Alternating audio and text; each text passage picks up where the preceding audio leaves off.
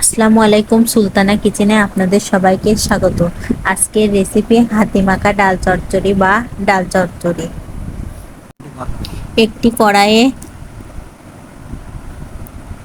পেঁয়াজ 5টা পেঁয়াজ কুচি এবং 11টি মরিচ কুচি নিয়েছি।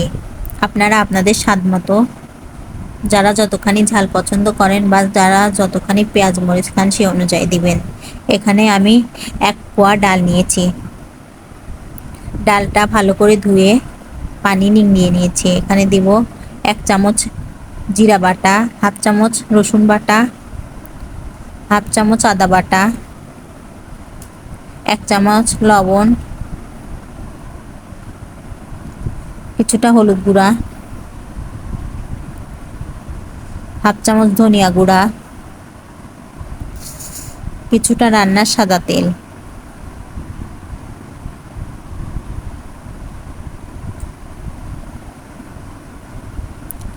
সবগুলো উপকরণ দিয়ে ভালো করে মেখে নিব।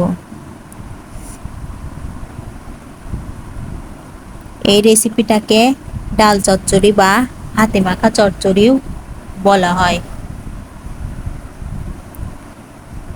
মাছ মাংসের চেয়ে এটা স্বাদ কোনো অংশে কম না। যারা মাছ মাংস খেতে খেতে বোর হয়ে যাচ্ছেন তারা এই রেসিপিটা ট্রাই করবেন, আশা করি অনেক ভালো লাগবে।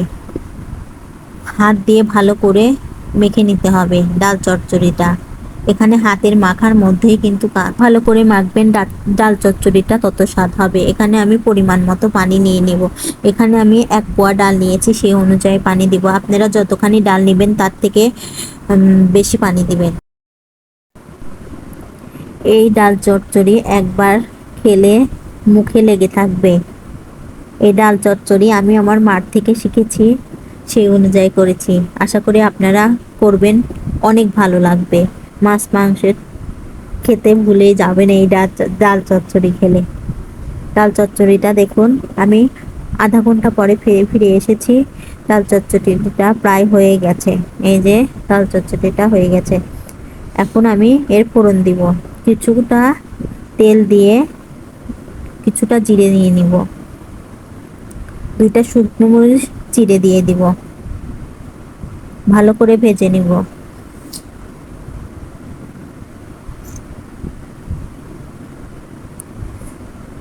ভাজা হয়ে গেলে ফোড়নটা ডালের মধ্যে দিয়ে দিব।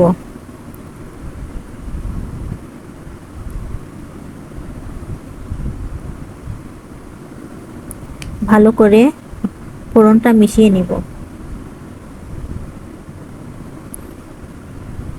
এই ডাল চচ্চড়ির স্বাদটা এতটাই মজা, একবার খেলে বারবার খেতে ইচ্ছা করবে।